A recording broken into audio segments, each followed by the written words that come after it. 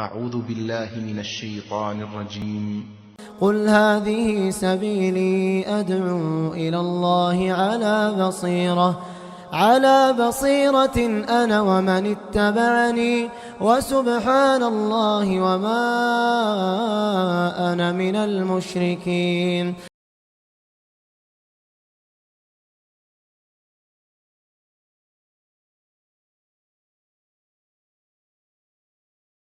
إن الحمد لله نحمده ونستعينه ونستغفره ونعوذ بالله من شرور أنفسنا ومن سيئات أعمالنا من يهده الله فلا مضل له ومن يضلل فلا هادي له وأشهد أن لا إله إلا الله وأشهد أن محمدا عبده ورسوله أرسله بالحق بشيرا ونذيرا أما بعد فإن خير الحديث كتاب الله وخير الهدي هدي محمد صلى الله عليه وسلم فإن خير الأمور عوازمها وشر الأمور محدثاتها وكل محدثة بدعة وكل بدعة ضلالة وكل ضلالة في النار.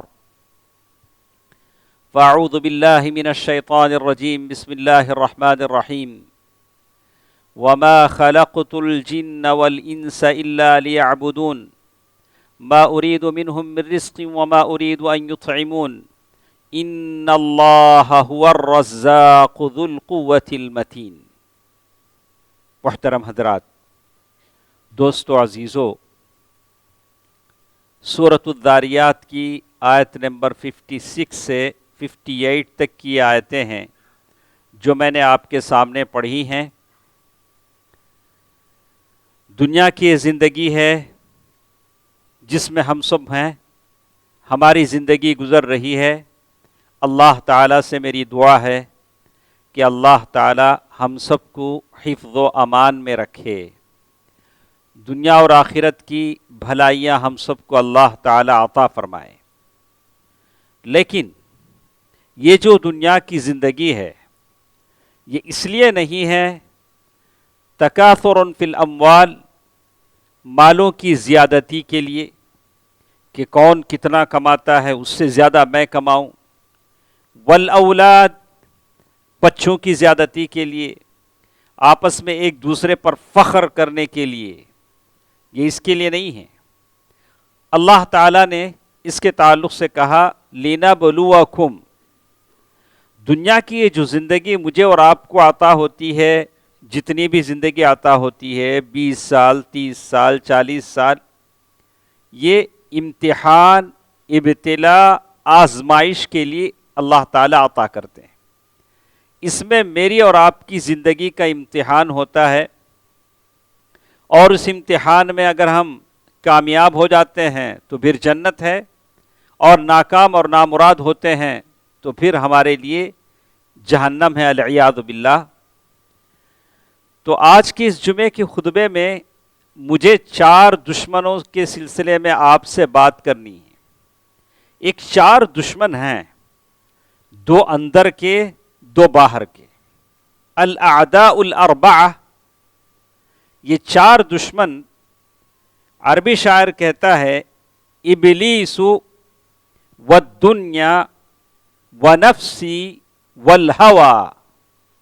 ابلیس والدنیا ونفسی والہوى ما حیلتی وجمیعہم اعدائی.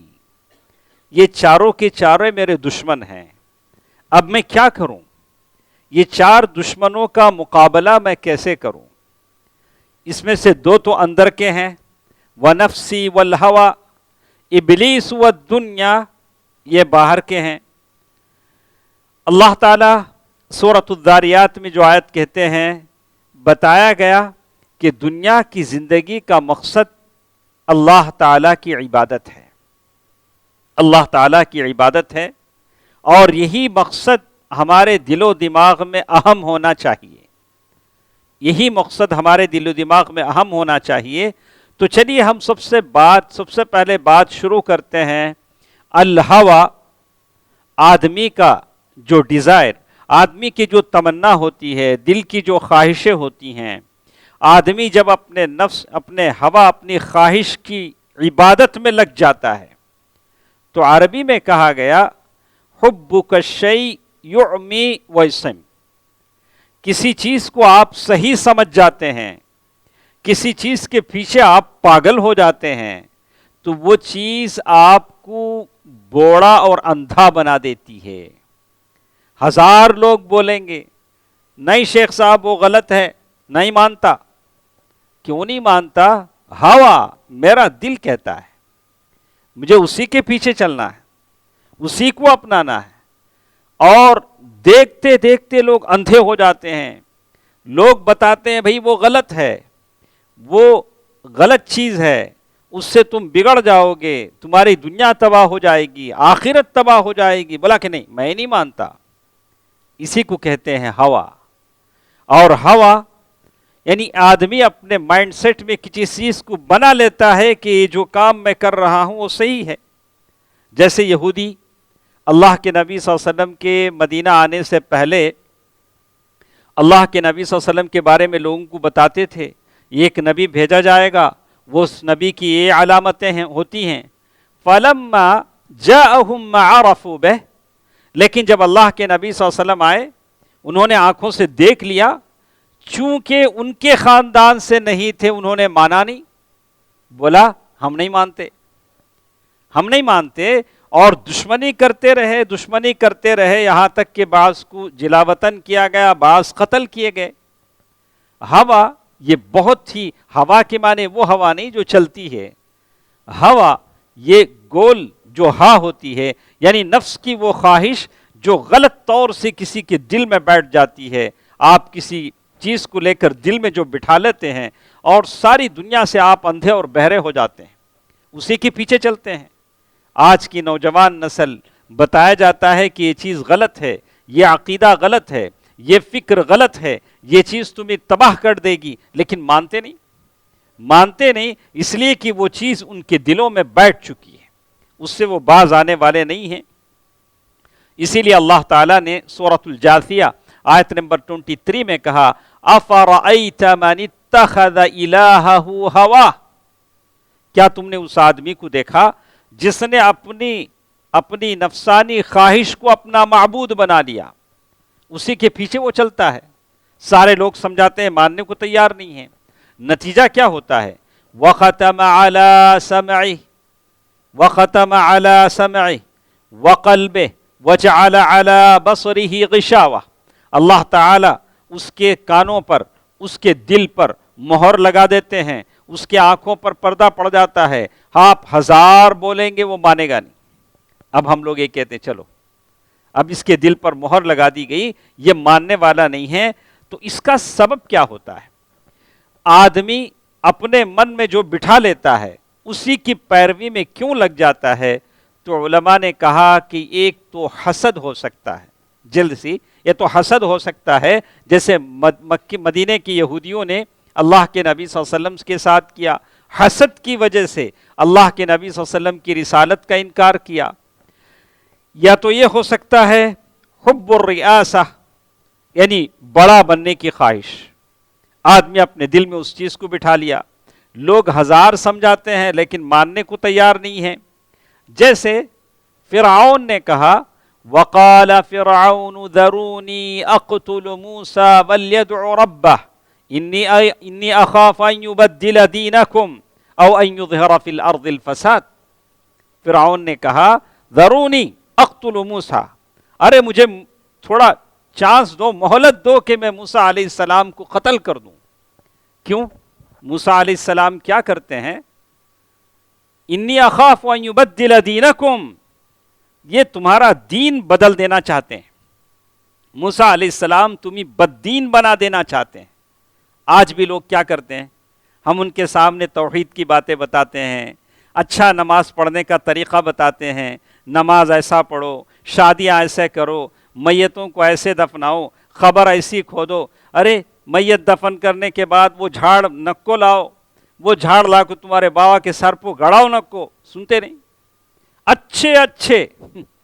اچھے لوگ یہ ہوا ہے، دلوں میں بٹھا لیا اس چیز کو، بولا کہ ایسا کرنا چاہیے، ایسا کرنا چاہیے کہ یہ ساری چیزیں ہیں، اور بولتے ہیں ارے یہ لوگ ان یظہر فی الارض الفساد، یہ دین کو بگاڑنے والے لوگ ہیں، یہ ایسا ٹولہ ہے جو ہمارا عقیدہ خراب کر دیتا ہے۔ یہی بات تو فرعون نے بھی کہا تھا۔ یہ جو موحدین ہیں، یہ جو صلحاء ہیں، یہ موحدین کی جو چند افراد کی جو جماعت ہے، اس کے سلسلے میں اس نے فرعون نے بھی کہا تھا کہ یہ موسیٰ اور موسیٰ علیہ السلام کا جو گروہ ہے، اخاف ان یبدل دینکم او ان یظہر فی الارض الفساد، یہ زمین میں فساد پھیلائیں گے یا تمہارے دین کو بدل دیں گے۔ کیا آج ایسا موحدین کے تعلق سے کہا نہیں جاتا؟ توحید پرستوں کے تعلق سے لوگ جو کہتے ہیں ایسی باتیں تو کہتے ہیں، یہ سبب ہے اپنے نفسانی خواہشات کی معبود بنا لینے کا۔ انہوں نے اپنے نفس کو اپنا معبود بنا لیا، وہ نفس کے پرستار بن گئے، اپنے خواہشوں کے پرستار بن گئے۔ کبھی ایسا ہوتا ہے الجاہ والمنزلہ، کسی بڑے مرتبے پہ پہنچ گئے ہیں، کوئی بڑا مرتبہ مل گیا ہے، اس سے وہ اترنے کو تیار نہیں ہیں، کہتے ہیں کہ اگر ہم حق مان لیں گے تو اتر جائیں گے۔ کبھی اپنے نفس کی پیروی، الہویٰ جسے کہتے ہیں، یہ جو دشمن ہے، یہ جو سب سے بڑا دشمن ہے جو ساری چیزوں کو بگاڑ دیتا ہے، تو آپ کیسے کریں؟ اپنا جو دل کی خواہش ہے اسے اللہ کے تابع کریں۔ بہت سارے لوگ کہتے ہیں میں میری مرضی سے جیوں گا، تمہیں تمہاری مرضی سے جیو۔ گھر میں اولاد اپنے باپوں سے ایسی کہتی ہے، آپ کو ہم سے کیا لینا ابا، آپ اپنا حساب سے جیو، میں میرے حساب سے جیتا ہوں۔ ایسے جیتے ہیں؟ ارے تم بھی اللہ کے حساب سے جینا ہے، مجھے بھی اللہ کے حساب سے جینا ہے۔ ہم سب اللہ کے بندے ہیں، ہم اپنی مرضی کے مالک نہیں ہیں۔ کیا آپ اپنے حساب سے جیو، میں میرے حساب سے جیوں؟ ہماری دل کی خواہشیں اللہ کے تابع ہیں۔ کپڑے ہمارے، ہماری گفتار، ہمارا چہرہ، ہمارا بول چال، ہماری ساری چیزیں اللہ تعالیٰ کے تابع ہوں گی۔ جیسے اللہ کے نبی صلی اللہ علیہ وسلم شریعت لائے اس کے تابع ہوں گی۔ ایسا نہیں ہوگا انا علی کیفی وانا علی کیفک، میں مرضی سے، میری مرضی سے جیتا ہوں، آپ اپنی مرضی سے جیو۔ یہ دہریہ ملحدانہ رواج ہے، ایسا رواج ہمارے پاس نہیں ہے۔ تو بہرحال یہ دشمن ہے کہ آدمی اپنے نفس کا پرستار بن جائے، اور آدمی اس بات کا خیال رکھے کہ اس کا اثر آدمی کے زندگی پر ہوتا ہے، اس لیے کہ یہ دین کا راستہ بڑا مشکل ترین راستہ ہے۔ یہ دین کا وہ راستہ ہے جس کے لیے نوح علیہ السلام رات دن روتے رہے۔ نوح اتنا روتے رہے کہ نوح کہلائے۔ اسی دین کی ترویج اور اشاعت کے لیے ابراہیم علیہ السلام کو آگ میں ڈالا گیا، اور اسی دین کی ترویج اور اشاعت کے لیے اللہ کے نبی صلی اللہ علیہ وسلم کے دانت زخمی ہوئے، پیشانی توڑی گئی، پیشانی سے خون بہنے لگا، اسی دین کو پھیلانے کے لیے۔ اور ہم چاہتے ہیں کہ ہم اپنے بستر پر سوتے رہیں، جنت ہم کو مل جائے۔ تو میں جتنے ہمارے ساتھ بیٹھے ہیں آپ کو علماء کرام کی یہ بات سنا دوں۔ علماء کرام نے کہا کہ حضور لصلاۃ الفجر میزان ایمانی، کہتے ہیں کہ فجر کی نماز میں حاضر ہونا یہ آپ کے ایمان کا ترازو ہے۔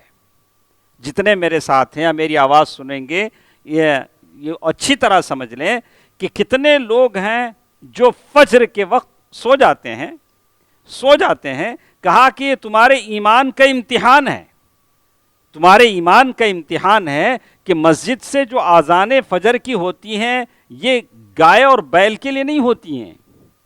کیا آپ ایسا سمجھتے ہیں کہ مسجد کی اذان کسی گائے بکرے کے لیے ہوتی ہے؟ ارے تو وہ ہم مسلمانوں کے لیے ہوتی ہے، اور ہم مسلمان ہیں۔ شیطانوں نے اتنا بوجھل بنا دیا ہے، صحیح حدیث میں کہا گیا کہ آپ فیصلہ کر لیں، آپ اور ہم یہ فیصلہ کر لیں، اگر ہم فجر کی نماز میں نہیں آتے ہیں، فجر کی نماز میں حاضری نہیں دے سکتے ہیں، تو اپنی پیشانی پر لکھ لیں العیاذ باللہ منافق ہیں۔ اس میں دو رائے نہیں، نفاق عملی، نفاق اعتقادی۔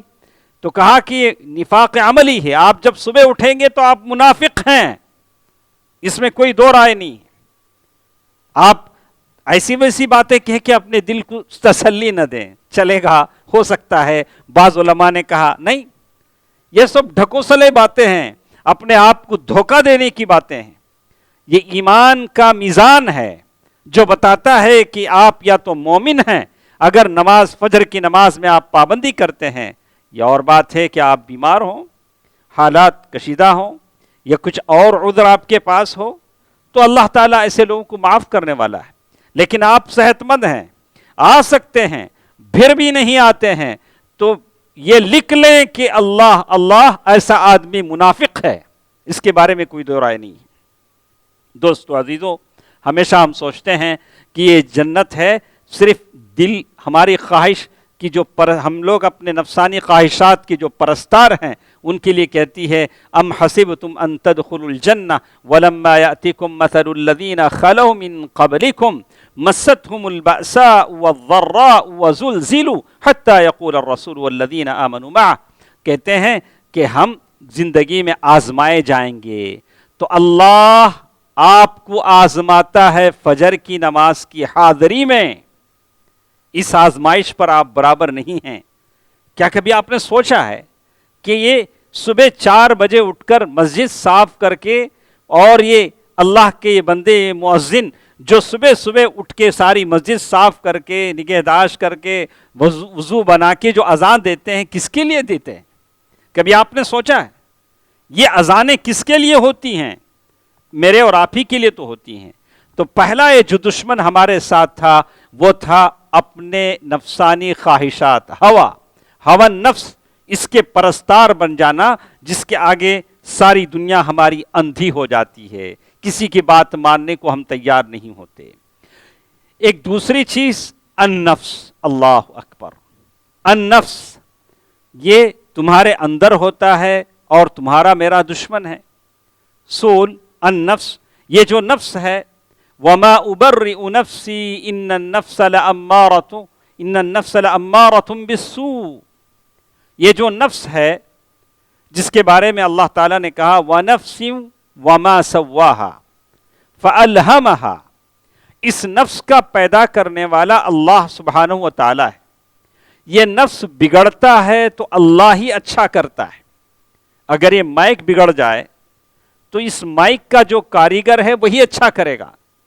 کوئی ساعتی واچ ریپیئر کرنے والا اسے اچھا نہیں کرے گا.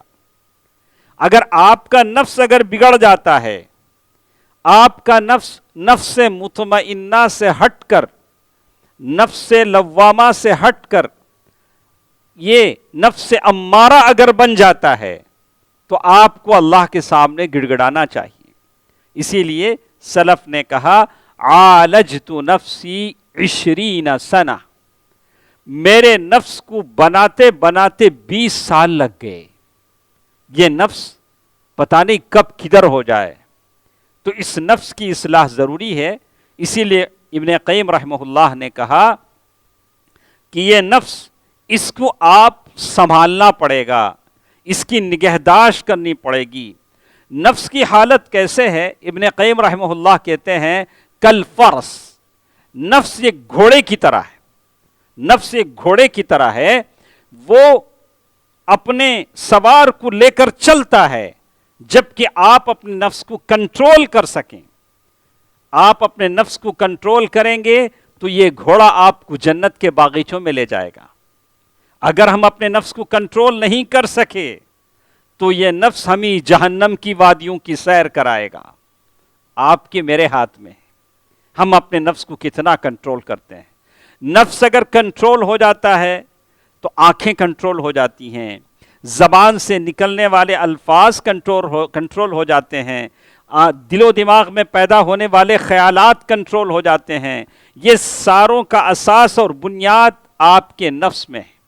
اسے آپ کیسا کنٹرول کر سکیں، اور اگر بگڑ جاتا ہے اس کا توازن تو اللہ تعالیٰ ہے وَنَفْسٍ وَمَا سَوَّاهَا، جو اللہ تعالیٰ ہے جو نفس کو پیدا کرتا ہے اور اس کو برابر کرتا ہے. اور اسی طرح جیسے آپ جانتے ہیں کہ یہ نفس آپ کا میرا دشمن ہے، اور نفس کی 3 قسمیں جیسے بتائی گئی، قرآن میں آیتیں ذکر کی گئی. ایک نفس مطمئنہ ہے جس کا ذکر قرآن میں کہا گیا ارجعی الی ربک راضیۃ مرضیہ فادخلی فی عبادی یا ایتھا النفس المطمئنہ. کوشش کیجئے کہ آپ کا اور میرا نفس نفس مطمئنہ ہو. ایک دوسرا نفس ہے نفس لوامہ. آپ سمجھ سکتے ہیں کہ ایک ہی نفس ہے، آپ کے اور میرے دل میں ایک ہی نفس ہے، لیکن وہ 3 بھیس بدلتا ہے. کبھی نفس لوامہ ہو جاتا ہے، کبھی نفس مطمئنہ ہو جاتا ہے، اور کبھی نفس امارہ ہو جاتا ہے. جیسے کچھ آپ اسے بناتے ہیں تو معلوم یہ ہوتا ہے کہ آپ کی زندگی بس خاموش بیٹھنے کی نہیں ہے. ایک اسٹرگل، ایک کوشش، ایک جد و جہد آپ کو کرنی ہے، گناہوں سے بچنے کی کوشش کرنی ہے، تب جا کر آپ کا نفس مطمئنہ بنتا ہے.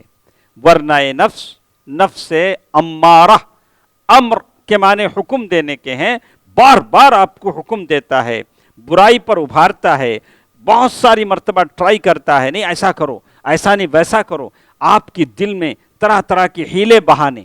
کیسے ہیلے بہانے؟ ارے صاحب آپ داڑھی رکھ لو نا. نہیں جی، داڑھی سے ایمان کا کیا تعلق ہے جی؟ دل تو کہاں، ایمان تو کہاں ہوتا ہے؟ دل میں ہوتا ہے جی. داڑھی کا کیا تعلق ہے جی؟ بلا کے اسی بات. ارے اپنے اہلیہ کو، بیگم صاحبہ کو پردے کا حکم دے دو نا. نہیں نہیں، ہم بہت پاک لوگ ہیں، ہماری نگاہیں بہت پاک ہیں، ہمیں ایسی حجاب کی کوئی ضرورت نہیں ہے. ہاں، ایسے کئی ہیلے بہانے ہو جاتے ہیں، کئی ہیلے بہانے ہو جاتے، نماز کا، حجاب کا، اور پھر ایمان کا، داڑھی کا، کئی بہانے. یہ سارے کہاں سے پیدا ہوتے ہیں؟ نفس ہے جو آپ کو بہت سارے یہ دیتا ہے تاکہ آپ اللہ کے عذاب سے بچ سکیں. اللہ کے راہ میں خیرات کرنے کی بات آتی ہے تو ابھی بیپار اچھا نہیں ہے، بیپار ٹھنڈا ہے. یہ ٹھنڈا ہے، یہ ٹھنڈے سے گرم کب ہوتا ہے؟ جب آپ کے ہاں کوئی رسم آ جاتی ہے. کوئی رسم آ گئی جو ایسی رسم جو جائز نہیں ہے، بیپار بہت گرم ہو جاتا ہے. تو یہ ہیلے بہانے ہیں، یخادعون اللہ، اللہ تعالیٰ کو دھوکہ دینے کے ہیں. اللہ تعالیٰ جانتا ہے کہ کون اس کو دھوکہ دیتا ہے. بہرکیف تو یہ نفس ہے جو آپ کا اور میرا دوسرا دشمن ہے، اس سے بچنے کی کوشش کی جائے. ایک اور جو دشمن ہے شیطان ہے. شیطان ہے جس کی عداوت ہماری بہت پرانی دشمنی ہماری شیطان سے ہوتی ہے. اور یہ شیطان آدمی کو گمراہ کرتا ہے. وقاسمہما انی لکما لمن الناصحین. اللہ تعالیٰ نے کہا ان ھذا عدو لک ولزوجک. دیکھو یہ جو شیطان ہے یہ تمہارا دشمن ہے اور تمہاری بیوی کا بھی دشمن ہے، اس سے بچو. اور انسان ہے بئس للظالمین بدلا. اللہ تعالیٰ نے اسے کہا کہ دشمن بناؤ تو یہ دوست بناتا ہے. ارے کیا بدل تم نے لیا ہے، کیسی بات تم نے بدل دی ہے. اللہ تعالیٰ نے کہا کہ اسے دشمن بناؤ، فاتخذوہ عدوا، اسے دشمن بنا کے رکھو، تو ہم نے اسے دوست بنا لیا. اور وہ ہے کہ ہمیں گمراہ کرتا ہے. کیا کیا کرتا ہے؟ یعدہم ویمنیہم وما یعدہم الشیطان الا غرورا. جھوٹی امیدیں دلاتا ہے، ایسا کرو، ایسا حرام کمائی سے ذرائع سے کما لو، کسی کو دھوکہ دے لو، کسی کا نقصان کر لو، جھوٹی قسم کھا لو اور فلاں کام کر لو. یعدہم ویمنیہم، شیطان یہی سارے کام کرتا ہے. کبھی دل میں وسوسے ڈالتا ہے، کبھی کسی بات پر ابھارتا ہے، لڑائی پر ابھارتا ہے. معمولی بات پر بیوی کے ساتھ کہے گا طلاق طلاق، کوئی لڑائی نہیں. یہ شیطان کی طرف سے ہوتا ہے، شیطان کی طرف سے ہوتا ہے. یہ طلاق کے الفاظ کا زبان سے نکالنا، شوہر اور بیوی کو لڑا دینا، بچوں کو باپ کے ساتھ لڑا دینا، کسی کا خون بہا دینا، یہ سارے کے سارے شیطان کی طرف سے ہوتے ہیں. الصد عن ذکر اللہ، اللہ کے ذکر سے آدمی کو روکنا، یہ بھی شیطان کی طرف سے ہوتا ہے. اگر ہمارے اندر سستی مستی آ جاتی ہے، فجر کی نماز کو ہم اٹھ نہیں سکتے. بعض ہمارے ایک شیخ نے کہا کہ فجر کی نماز میں کچھ لوگ آ نہیں سکتے، بالکل صحیح ہے، لیکن کسی مسجد کی طرف سے اعلان ہو جائے کہ بھئی ہر فجر کی نماز میں آنے والے کو 1000 روپے ملیں گے، تو لوگ مسجد کے دروازوں پر سو جائیں گے، گھر کو نہیں جائیں گے. یا 3 بجے آ کر مسجد کے دروازے پر رہ جائیں گے. ایسے بھی لوگ ہیں، اللہ کے بندے ہیں. تو بات یہ نہیں کہ آدمی نہیں اٹھ سکتا ہے. جو آدمی اپنے کاروبار کے لیے اٹھ سکتا ہے، جو بچے اپنے کالج کے لیے اٹھ سکتے ہیں، جو بچے اپنے اسکول کے لیے اٹھ سکتے ہیں، جو خواتین اپنا گھر کا کام کاج کے لیے اٹھ سکتی ہیں، وہ فجر کی نماز کے لیے کیوں نہیں اٹھ سکتی؟ بس ایمان کی بات ہے. ایمان میں جیسے تیزی ہوتی ہے، ویسے اعمال میں ویسے ہی شوق ہوتا ہے. الغضب، شیطان آدمی کو غصہ دلاتا ہے. اللہ کے نبی صلی اللہ علیہ وسلم سے ایک صحابی نے 3 مرتبہ پوچھا تو یا اللہ کے رسول مجھے نصیحت کیجئے، تو اللہ کے نبی صلی اللہ علیہ وسلم نے کہا لا تغضب، غصہ مت ہو، غصہ مت ہو. یہ غصہ ہے جو آتا اکیلے ہے، جاتا بہت ساری چیزوں کے ساتھ. آپ کی میری شرافت کو لے جائے گا، کسی کی جان لے جائے گا، کسی کی عزت لے جائے گا، کسی کا خون لے جائے گا. غصہ ایسی چیز ہے. لا تغضب، لا تغضب. البخل، بخیلی شیطان کی طرف سے ہے. التکاسل فی الطاعات، اطاعت اور بندگی میں یہ شیطان کی طرف سے یہ ساری چیزیں ہوتی ہیں. بہرحال بہت ساری چیزیں ہمارے ساتھ ہیں. میں اسی پر بات ختم کرتے ہوئے، ایک چوتھا دشمن ہمارے ساتھ ہے، وہ تو دنیا ہے. ہم سب جانتے ہیں انما اموالکم واولادکم فتنہ، دنیا ہے. علماء نے دنیا کو ایک بوڑھی عورت سے تشبیہ دی ہے، جس کے سر میں کوئی سفید بال نہیں، جس کے منہ میں کوئی دانت نہیں، جس کے چہرے پر جھریاں پڑی ہیں، پھر بھی لوگ اس کے پیچھے بھاگتے ہیں. پھر بھی لوگ کیا کرتے ہیں؟ اس بوڑھی عورت کے پیچھے بھاگتے ہیں. ہاں، الدنیا حلوۃ خضرہ، دنیا بڑی میٹھی ہے، لیکن اس سے اتنا فائدہ اٹھایا جائے جتنا آپ اور ہم فائدہ اٹھا سکتے ہیں. دنیا میں رہ کر آخرت کو بنانا یہ سب سے بڑی چیز ہے. وَاعْلَمُوا أَنَّمَا الْحَيَاةُ الدُّنْيَا لَعِبٌ وَلَهْوٌ. انما اموالکم، جن بچوں کو ہم گود میں بڑے لاڑ و پیار سے پالتے ہیں، وہ بچے ہمارے کوئی کام نہیں آتے، ہمارے لیے فتنہ ہیں. جس مال کے لیے ہم نے دنیا میں اپنی ساری زندگی تج دی، قربان کر دیا، وہ مال ہمارے لیے فتنہ ہے. جو مال ہم بچا بچا کر رکھتے ہیں، وہ مال اپنے بچوں کو دینے کے لیے رکھتے ہیں. جو مال آپ حفاظت کرتے ہیں وہ اپنے بچوں کے لیے ہے. جو مال آپ خرچ کرتے ہیں تمہارے لیے صدقہ جاریہ ہے. کتنے لوگ ایسے ہیں جو اپنی زندگی میں کچھ نہیں کر سکے؟ آپ اگر کر سکتے ہیں تو کر لیں، اپنی زندگی میں اپنی آخرت کا توشہ تیار کر لیں. وَلْتَنظُرْ نَفْسٌ مَا قَدَّمَتْ لِغَدٍ. تو یہ دنیا ہے. بہت ساری باتیں اس سلسلے میں ہیں، پھر کبھی ہم اس سلسلے میں دیکھتے ہیں. اسی لیے شاعر کہتا ہے انی بلیت باربع ما سلط الا لاجل شقاوتی وعنائی. یہ 4 چیزیں، ابلیس والدنیا ونفسی والہوى کیف الخلاص وکلہم اعدائی. یہ 4 دشمن میرے ساتھ ہیں، میں ان سے کیسے بچوں؟ ابلیس یسلک فی طریق مہالکی، ابلیس ہر راستے پر بیٹھا ہوا ہے، مجھے ہلاک کرنا چاہتا ہے. والنفس تأمرنی بکل بلائی، اور میرا نفس مجھے ہر مصیبت کا حکم دیتا ہے. فی ظلمت الشبہات والآرائی خواطری وأری الہوى تدعو الی. اور میرے نفس کے خواہشات ہیں، اور میری یہ نفس ہے جو شبہات میرے دل میں ڈالتا ہے، اور ادھر دنیا ہے. وزخارف الدنیا تقول اما ترى حسنی وفخر ملابسی وبہائی. اور ایک طرف دنیا کہتا ہے دیکھو میں کیسے رنگین ہوں، میں کتنی خوبصورت ہوں. اسی خوبصورت دنیا میں ہم رہ جاتے ہیں، اور ایک وقت ہماری وفات کا آ جاتا ہے، ہماری موت کا اعلان ہو جاتا ہے. اللہ تعالیٰ سے ہم تمام دعا کرتے ہیں کہ اللہ تعالیٰ ان 4 دشمنوں سے ہمیں بچائے رکھے. خاص کر یہ شیطان، اس سے بچنے کا بس ایک ہی راستہ آپ کا میرا ہے، وہ دعائے ماثورہ ہیں، صبح شام کی دعائیں ہیں، مناسبات کی دعائیں ہیں. ان دعاؤں کو یاد کریں، اپنے بچوں کو یاد دلائیں، اور خود پڑھنے کا التزام کریں. اللہ تعالیٰ سارے مسلمانوں پر رحم فرمائے. یا اللہ عالم اسلام کے تمام مسلمانوں پر رحم فرما. ہم میں سے جو بیمار ہیں انہیں شفا بھی عطا فرما، شفاء کلی عطا فرما، شفاء عاجلہ عطا فرما. یا اللہ ہم تمام کے مرحومین کی مغفرت فرما. آمین. صدق اللہ العلی العظیم. ونفعنی وإیاکم بالآیات والذکر الحکیم. انہ تعالی جواد ملک کریم والرؤوف الرحیم.